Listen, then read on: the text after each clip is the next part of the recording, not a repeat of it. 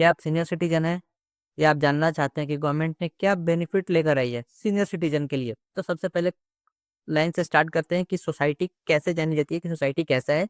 उसका पहचान इसलिए होती है कि आप अपने बड़ों को कैसे ट्रीट करते हो। ऑब्जेक्टिव क्या है?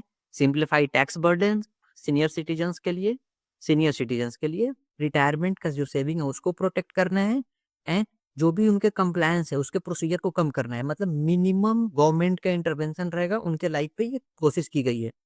इसके लिए इन्होंने क्या किया है? कस्टम ड्यूटी कम किया है। 17 डिजीजेस जो ट्रीट होते हैं ड्रग्स का, उसका 17, जैसे शुगर का और कैंसर्स का। इससे क्या दवाएं जो कि वो कम होंगी। इंपोर्ट अगर वो कुछ करना चाहते हैं मेडिसिन फॉरेन से, उस पे भी इन्होंने डिजीजेज और फूड्स पे दोनों पे कस्टम ड्यूटी इन्होंने जीरो कर दिया है। लोअर डिडक्शन सर्टिफिकेट है स्मॉल टैक्स पेयर का। अगर उनका टैक्सेस नहीं बनता है फिर भी कोई बैंक उनका टीडीएस डिडक्ट करता है, वो या तो lower withholding tax certificate दे सकते हैं या 15G और एच दे सकते हैं। दोनों ऑनलाइन प्रोवाइड किया जाएगा।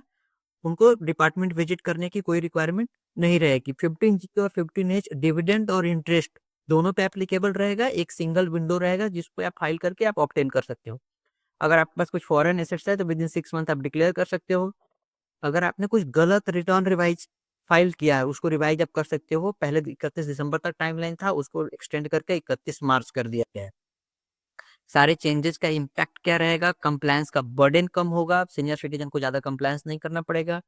इनकम की सिक्योरिटी रहेगी उनके लिए, डिपेंडेंसी कम रहेगा इंटरमीडियरी पे, मतलब किसी थर्ड पार्टी पे। वो डायरेक्ट इन्होंने बोला विथहोल्डिंग टैक्स सर्टिफिकेट डायरेक्ट आपको पोर्टल से ले सकता है, आपको डिपार्टमेंट विजिट करने की कोई जरूरत नहीं है। पीस ऑफ माइंड रहेगा, this is the best thing. आप कोई भी सोचता है पीस ऑफ माइंड तो सबको ही चाहिए।